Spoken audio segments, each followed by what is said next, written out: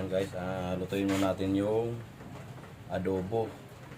Kasi ito sana pang minudo, pina-pressure cooker ko. Wala na, sobrang sa lambot eh. I-adobo lang natin. Ayan, mantika muna tayo.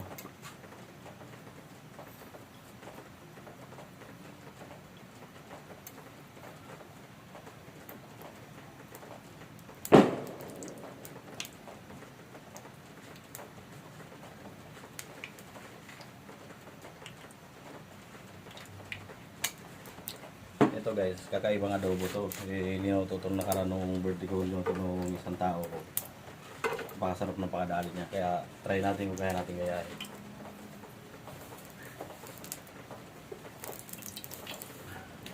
So yun.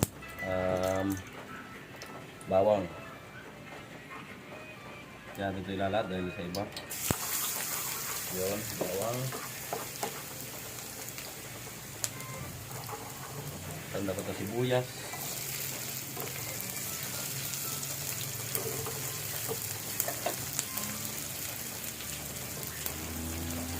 Buwan mo ako ng kalamansi.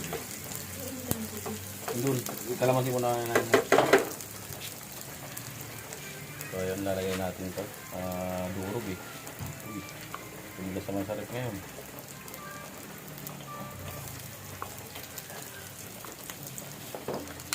Oh, yeah. 5.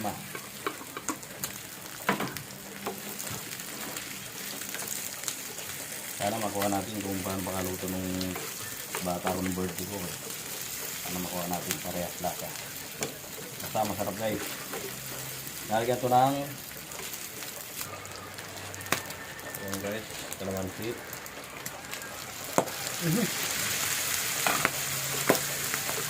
Sabi mo.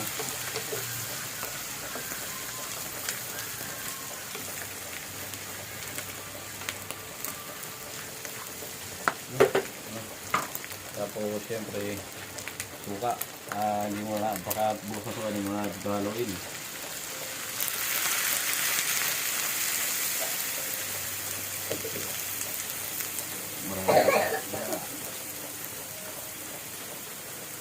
So hindi mo natin siya gagalawin kasi pag ginalaw natin siya patik di makaka.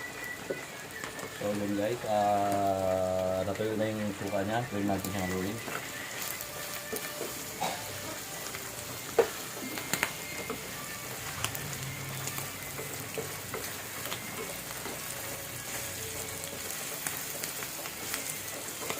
Parang adobo rin siya guys, pero ibang lasa niya sa pagka-adobo. Dahil nilalagay tayo ng sasakat na para sa kanya.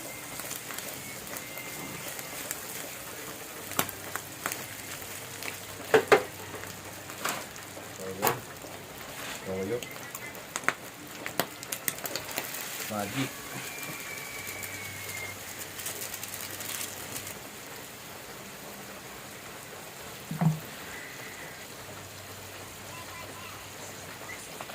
Ako lang laurel. Hindi natin para mas talagang maamoy.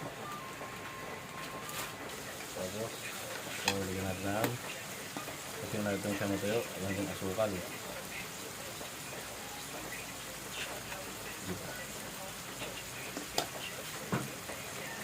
Ito yung guys sabi sa inyo, taco powder.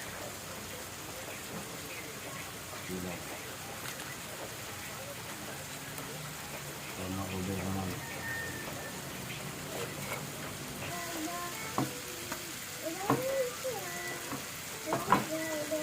Bigyan pa natin sa natin ng mansi pang final.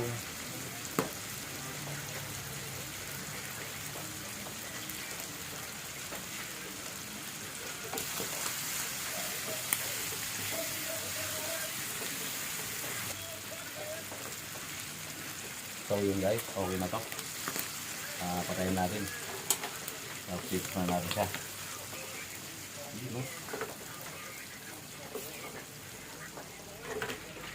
So guys, fix natin guys.